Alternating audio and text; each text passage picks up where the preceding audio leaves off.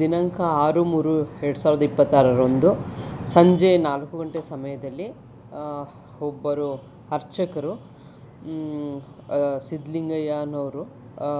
ಸಿದ್ಧಲಿಂಗಪ್ಪ ಅವರು ಒಂದು ಕೇಶೆಟ್ಟಹಳ್ಳಿಗೆ ಒಂದು ಪೂಜೆ ಇರುತ್ತೆ, ಗಣಪತಿ ಪೂಜೆ. ಅದನ್ನು ಪೂಜೆ ಮುಗಿಸ್ಕೊಂಡು ಬರ್ತೀನಿ ಅಂತ ಮನೇಲಿ ತಿಳಿಸಿ ಹೋಗಿರ್ತಾರೆ. ತದನಂತರ ಅವರು ಸಂಜೆ 6 ಗಂಟೆ ಹೋದರೂ ಅವರು ಬಂದಿರೋದಿಲ್ಲ.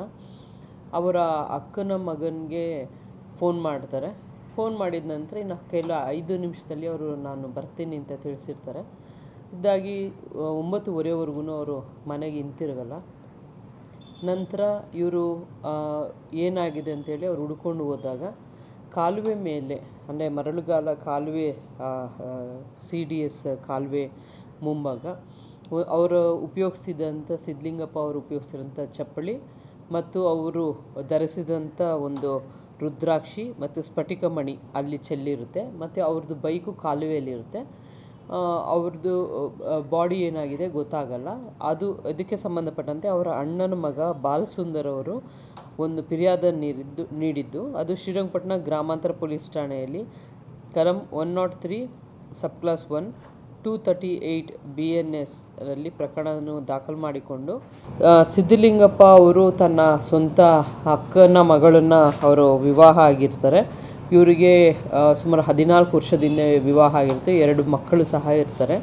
ಇದರಲ್ಲಿ ಅವರ ಪತ್ನಿ ಹೆಸರು ಶಾಲಿನಿ. ಈ ಶಾಲಿನಿ ಅವರಿಗೆ ಒಬ್ಬರು ಹರೀಶ್ ಅನ್ನೋರ ಜೊತೆ ಒಂದು ರಿಲೇಷನ್ಶಿಪ್ ಇರುತ್ತೆ. ಆ ರಿಲೇಷನ್ಶಿಪ್ಪಿಂದ ವಿಚಾರ ಸಿದ್ಧಲಿಂಗಪ್ಪ ಅವರಿಗೆ ತಿಳಿದು ಬಂದ್ಬಿಡುತ್ತೆ 1.5 ವರ್ಷದ ಹಿಂದೆ. ತದನಂತರ ಅವರಿಬ್ಬರ ಮಧ್ಯದಲ್ಲಿ ವೈಮನಸ್ಸು ಸ್ಟಾರ್ಟ್ ಆಗುತ್ತೆ. ಗಲಾಟೆಗಳು ಆಗ್ತಾ ಇರುತ್ತೆ. ಆಗ 1 ತಿಂಗಳಿಂದ 1.5 ತಿಂಗಳಿಂದ ಈ ಗಲಾಟೆ ಸ್ವಲ್ಪ ಹೆಚ್ಚಾಗಿರುತ್ತೆ.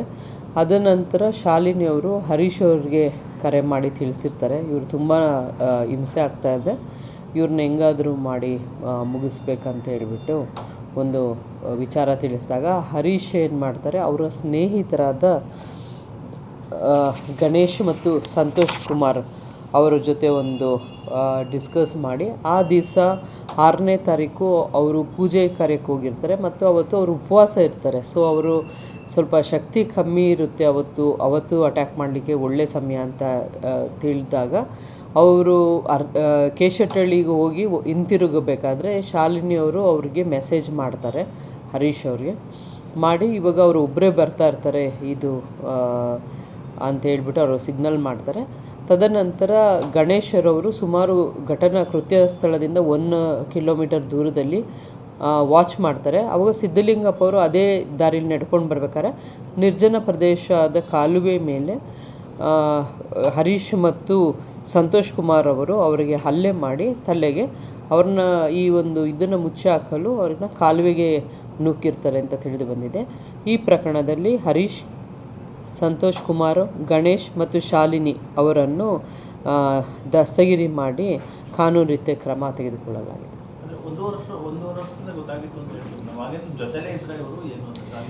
ಇಲ್ಲ, ಅವರು ಅದೇ ಅಕ್ಕಪಕ್ಕ ಮನೆಯವರು ಹರೀಶನವರು. ವಿಚಾರ ಗೊತ್ತಾದ ಮೇಲೆ ಹೆಂಡ್ತಿಗೆ ಸ್ವಲ್ಪ ಅವರು ಕಿರುಕುಳ ನೀಡ್ತಿರ್ತಾರಂತ ತಿಳಿದು ಬಂದಿದೆ. ಹೌದು ಗೊತ್ತಾದ ನಂತರನೂ ಅವರು ಜೊತೆಯಲ್ಲೇ ಇರ್ತಾರೆ, ಗಂಡ ಹೆಂಡತಿ ಜೊತೆಯಲ್ಲೇ ಇರ್ತಾರೆ.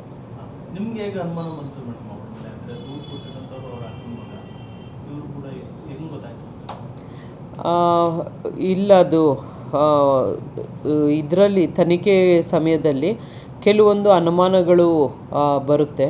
ಅದರಲ್ಲಿ ಅದು ಹಿಂಬಾಲಿಸ್ತು ಹೋದಾಗ ಅದರಲ್ಲಿ ಗೊತ್ತಾಗುತ್ತೆ. ಇವರೆಲ್ಲ ಕೃತ್ಯ ಮಾಡಿದ್ದು ಅಲ್ಲದೆ ಇವರು ಕ್ರಿಮೇಷನಲ್ಲಿ ಭಾಗಿಯಾಗಿರ್ತಾರೆ.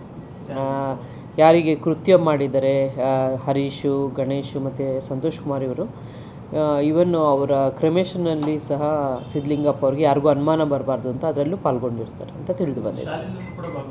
ಹೌದು, ವೈಫನ್ನು ಅವರು ಸಹ ಭಾಗವಹಿಸಿದ್ರು.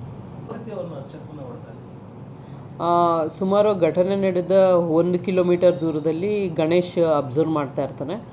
ಮಾಡಿ ಅವರು ಒಂಟಿಯಾಗಿರ್ತಾರೆ ಅಂತ ಹೋದಾಗ ಕಾಲುವೆ ಮೇಲ್ಗಡೆ ಹೋಗಬೇಕಾದ್ರೆ ಅರ್ಚಕರು ಬೈಕಲ್ಲಿ ಹೋಗ್ತಾ ಇರ್ತಾರೆ. ಇವರು ಕಾದು ನಿಂತಿರ್ತಾರೆ. ಯಾರು ಈಗ ಅಕ್ಯೂಸ್ಡ್ ಹರೀಶ್ ಮತ್ತು ಸಂತೋಷ್ ಕುಮಾರ್ ಅವರು ವೆಯ್ಟ್ ಮಾಡ್ತಾ ನಿಂತಿದ್ದು. ಅವರು ಹೋಗ್ಬೇಕಾದ್ರೆ ಅವ್ರನ್ನ ಅಡ್ಡಗಟ್ಟಿ ಅವ್ರನ್ನ ನಿಲ್ಲಿಸಿ ತದನಂತರ ತಲೆಗೆ ಹೊಡಿತಾರೆ. ತಲೆಗೆ ಹೊಡೆದು ಅವರು ಕೆಳಗೆ ಬಿದ್ದಾದಮೇಲೆ ಆ ಬೈಕನ್ನ ಮತ್ತು ಅವ್ರನ್ನ ಕಾಲುವೆಗೆ ನುಗ್ತಾರೆ. ಇಲ್ಲ, ಇದರಲ್ಲಿ ಗೊತ್ತಾಗಲ್ಲ, ತಪ್ಪಿಸ್ಕೊಳ್ಬೋದು ಅಂತ. ಆಕ್ಸಿಡೆಂಟ್ ಅಂತ ಏನಾದ್ರು ಕನ್ಫ್ಯೂಷನ್ ಆಗ್ಬೋದು ಅಂತ ಹೇಳ್ಬಿಟ್ಟು ಅದನ್ನ ನುಗ್ಗಿರ್ತಾರೆ.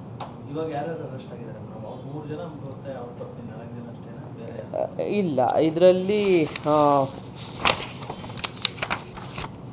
ಹರೀಶ್ ಇದು ಮಾಡಿದವರು, ಮತ್ತು ಸಂತೋಷ್ ಕುಮಾರು, ಗಣೇಶ್ ಮತ್ತು ಶಾಲಿನಿ 4 ಜನ. ಹರೀಶು ಇವರೆಲ್ಲರೂ ಟಿಪ್ಪರ್ ವೆಹಿಕಲ್ ಡ್ರೈವರ್ಸ್ ಇರ್ತಾರೆ, ಎಲ್ಲ 3 ಜನನೂ. ಅಂದರೆ ಸ್ವಂತ ಟಿಪ್ಪರ್ ಇರೋದಿಲ್ಲ, ಇವರು ಯಾರಾದರೂ ಟಿಪ್ಪರ್ ವಾಹನಕ್ಕೆ ಡ್ರೈವಿಂಗ್ ಕರೆದ್ರೆ ಹೋಗ್ತಾ ಇರ್ತಾರೆ 3 ಜನ ಸಹ. 1.5 ವರ್ಷದ ಹಿಂದೆ ಸಿದ್ಲಿಂಗಪ್ಪ ಅವ್ರಿಗೆ ಗೊತ್ತಾಗುತ್ತೆ ಇವ್ರಿಗೆ ಸಂಬಂಧ ಇತ್ತಂತೆ. ಅದು ಇನ್ನೂ ತನಿಖೆಯಿಂದ ಗೊತ್ತಾಗಬೇಕು. ಕರ್ನಾಟಕ ನ್ಯೂಸ್ ಡಿಜಿಟಲ್ ಚಾನಲನ್ನು ಈಗಲೇ ಸಬ್ಸ್ಕ್ರೈಬ್ ಮಾಡಿ. ಧನ್ಯವಾದಗಳು.